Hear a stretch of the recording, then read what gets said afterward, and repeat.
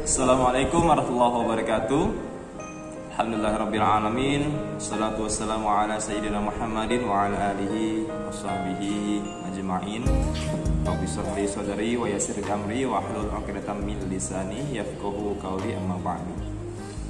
Anak-anak Bapak yang Bapak sayangi, anak kelas 3. Kesempatan kali ini Bapak ingin menjelaskan materi untuk semester 2 ini, di mana sebenarnya semester 1 kemarin itu ada 2 materi yang memang belum kita selesaikan karena keterbatasan ini tidak mungkin dipaksakan diselesaikan. Oleh karena itu, pada kesempatan pertemuan di semester 2 ini Bapak akan coba memberikan satu materi yang ada di semester 1 Bapak tarik untuk kita pelajari di semester 2, yaitu materi keempat, hukum bacaan qalqalah. Kenapa ini Bapak tarik dan kenapa ini dirasa penting? Karena hukum bacaan qalqalah sendiri itu memang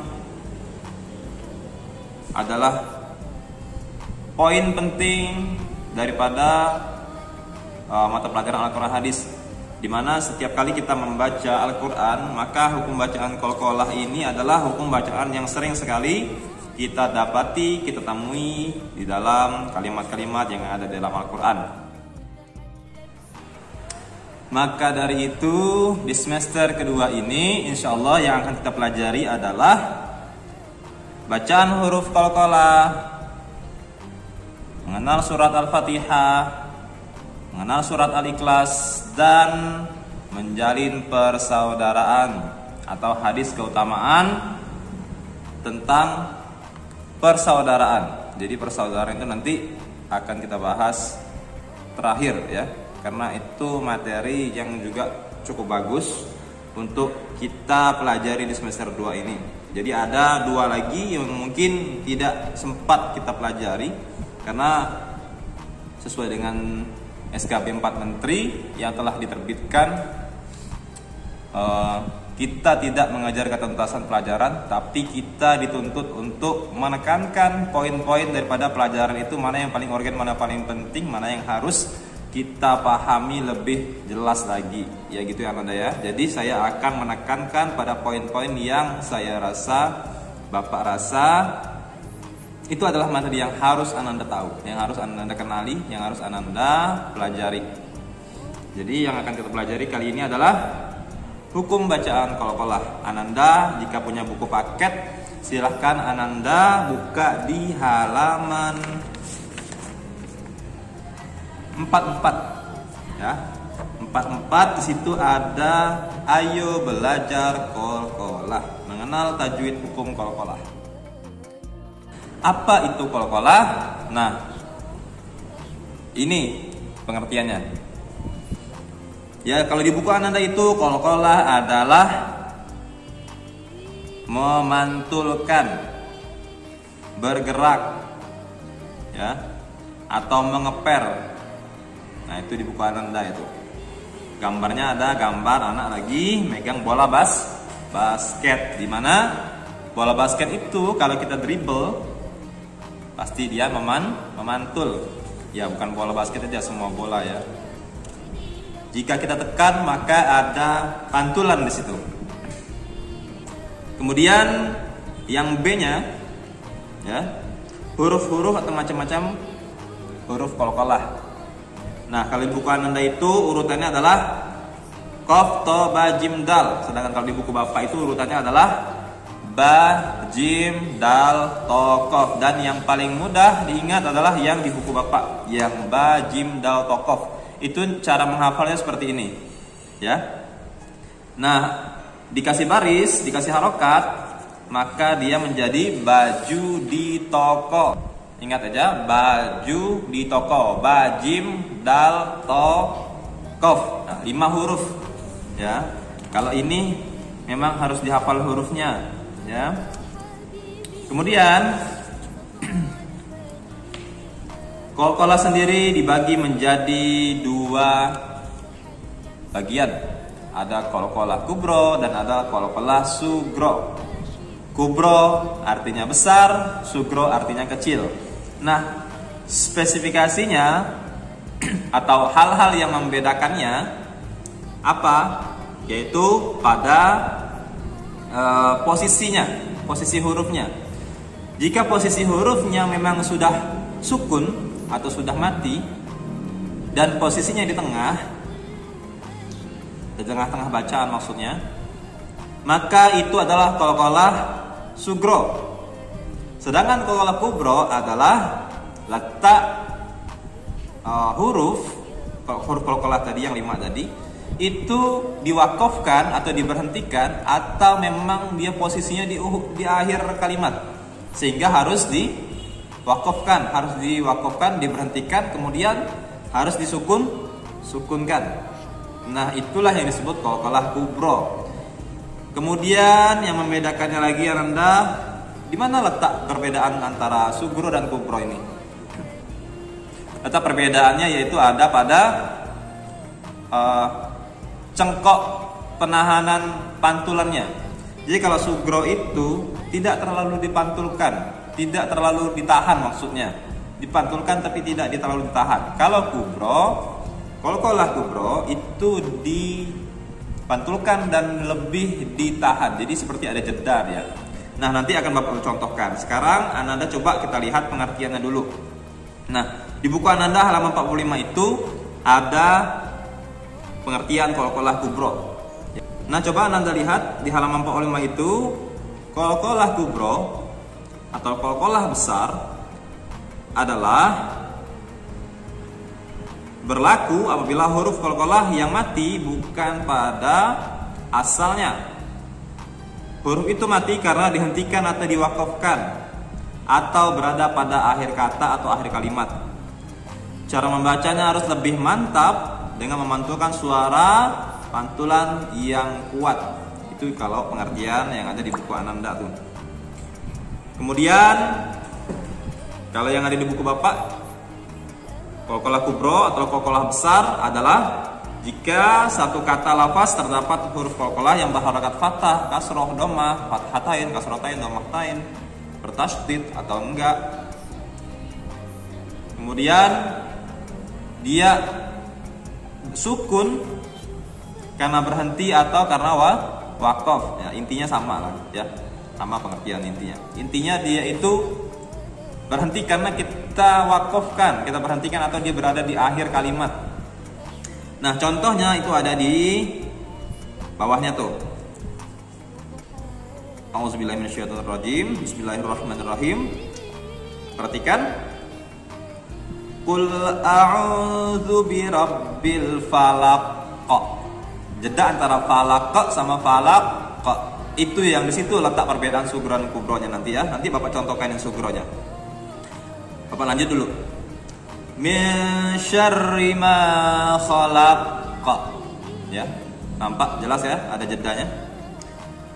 Bawahnya huruf to, tadi kan huruf qaf, ini huruf to lagi. Bi kulli syai'im muhit. Lanjut. Faya'u ya. Faya'u sungkanut. Jeda to-nya itu ada jedanya. Sekarang contoh ba. Datalahab. Ini za harusnya ya, nggak ada da. Ini harusnya za. Zatalahab. Ya.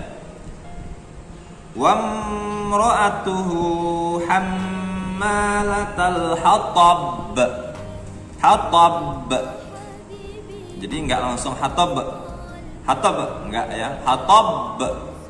Itulah yang membedakan sugro dan kubro ya. Kalau sugro dia cuman letaknya di tengah, hatab langsung disambung ke bacaan selanjutnya. Nanti kita contohin. Sekarang Ananda dengarkan dulu, perhatikan dulu. Sekarang contoh huruf jim. Wa ma laha min furuj. Ada tekanan naik sedikit baru dimatikan jimnya. Wa ma laha min furuj. Lanjutnya, min kulli zawjin bahij. Ya, bahij. Contoh dal, kul huwallahu ahad. Ahad agak ada nada naiknya. Allahus somad, ya, bukan Allahus somad. Kalau Allahus somad nggak ada pantulannya, itu bukan qalqalah, salah cara membacanya. Ya, kalau qalqalah harus dipantulkan. Kemudian sugro, ya, qalqalah kecil. Qalqalah sugro terjadi apabila huruf qalqalah itu mati atau sukun pada kata asalnya. Jadi memang sudah sukun, sudah mati dia. Bukan letaknya di akhir karena huruf terakhir kemudian kita matikan, bukan. Memang letaknya di tengah dan dia tuh sudah ada tanda sukunnya di atasnya. Itulah yang disebut qalqalah sugro. Kemudian cara membacanya dipantulkan tapi tidak terlalu kuat. Nah, ini contohnya nih, ya. Contohnya ada di sebelahnya itu. Ya qata'u.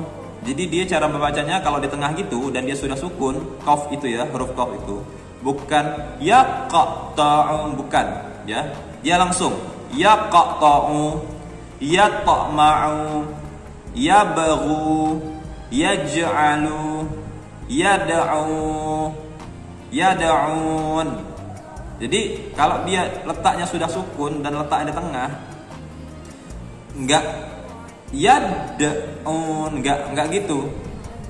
Langsung. Itulah bedanya sugro dan kubro. Hanya tipis sekali perbedaannya dan hanya yang membedakan hanya posisinya dan harokat sukunnya tadi. Kalau dia sudah sukun duluan dan letaknya di tengah itu sugro. Kalau dia di akhir atau kita wakofkan maka itu kubro. Nah, ini contoh yang selanjutnya ada di buku Bapak, ini lebih jelas yang contoh sugronya. Di surat Al-Alaq ayat 1, huruf qaf, contoh huruf qaf. Iqra, ya. Iqra bismi rabbikal ladzi khalaq. Dua tuh qafnya. Yang pertama qafnya karena sukun, itu sugro. Yang qaf terakhir dia ada baris fathahnya, tapi karena dia akhir kata, akhir kalimat dan harus kita wakafkan atau kita berhentikan, maka dia hukum bacaannya menjadi qalqalah kubro atau qalqalah besar yang pantulannya harus lebih jelas dan ada jedanya. Dengarkan lagi. Iqra bismi rabbikal ladzi khalaq. Nah, ada jedanya ya. Gitu cara membedakan dan cara membacanya. Lanjut ke huruf ta. Fawasatna bihi jam'a. Ya. Fawasatna, satana, bukan satana, bukan gitu. Itu kubro dan itu tidak boleh disambung, ya. Harus diwakaf. Posisinya wakaf kalau sampai kubro. Jadi kalau sugro yang ini dia harus langsung fawasatna bihi jam'a. Lanjut dulu ya, huruf ba lagi. Yawma yakunun nasu kal farashil mabsus, ya, kal farashil mabsus, bukan mabsus, bukan gitu, itu kubro, ya. Ini sugro. Mabsus ada jedanya lebih singkat daripada kubro. Lanjut huruf jim pada surat At-Tin ayat 6. Falahum ajrun ghairu mamnun, ya. Falahum ajrun ghairu mamnun. Ajrun bukan nah itu kubro. Kalau sugro langsung ajrun. Lanjut dal. Wa ma adraka ma hiya. Adra. Ya, itu contoh sugro. Nah, Bapak kasih lagi contoh satu lagi, ya. Itu ada di Al-Ikhlas ayat ketiga. Qul huwallahu ahad, kubro. Allahus samad, kubro lagi. Lam yalid walam yulad. Sugro kubro, ingat. Lam yalid itu sugro, walam yulad itu kubro. Ya, ngerti ya? Walam yakullahu kufuwan ahad. Itu kubro lagi. Nah, itulah posisi-posisinya dan perbedaannya antara kubro dan sugro. Mudah-mudahan Anda paham. Untuk pelajaran kali ini itu dulu. Cukup jelas, sudah Bapak jelaskan. Dan yang Bapak tayangkan di video ini tidak perlu dicatat semua. Ananda cukup mencatat yang sudah Bapak catatkan di papan tulis. Kemudian Ananda tambah pengertian yang ada di buku Ananda tadi, halaman 45. Pengertian qalqalah kubro, pengertian qalqalah sugro. Itu aja, ya. Contohnya bikin satu-satu aja. Satu, ambil yang qaf, kemudian ambil lagi yang to, ya bebas lah, ya, satu-satu aja. Kalau mau bikin semua lebih bagus, tapi nggak dibikin semua, bikin satu ya contohnya, nggak apa-apa. Kemudian yang sugronya bikin ya bikin semua nggak apa-apa nih, cuma dikit. Itu saja dulu. Semoga kita tetap diberikan kesehatan, kekuatan, dan kesabaran dalam menghadapi semua ujian ini. Kita tidak tahu ini berakhirnya kapan. Kalau dengar-dengar ini tidak akan pernah berakhir, berarti kalau tidak pernah berakhir, kita tidak bermusuhan lagi dengan COVID-19. Ya, kita sudah bersahabat. Mudah-mudahan tubuh kita bisa menyesuaikan diri. Bukan berarti kebal, tapi bisa menyesuaikan diri. Kurang lebihnya Bapak mohon maaf, kepada Allah Bapak mohon ampun. Jika ada yang kurang-kurang atau ingin ditanyakan, silakan ditanyakan. Bapak akhiri, wabil taufiq wal hidayah, waridha wal inayah. Assalamualaikum warahmatullahi wabarakatuh.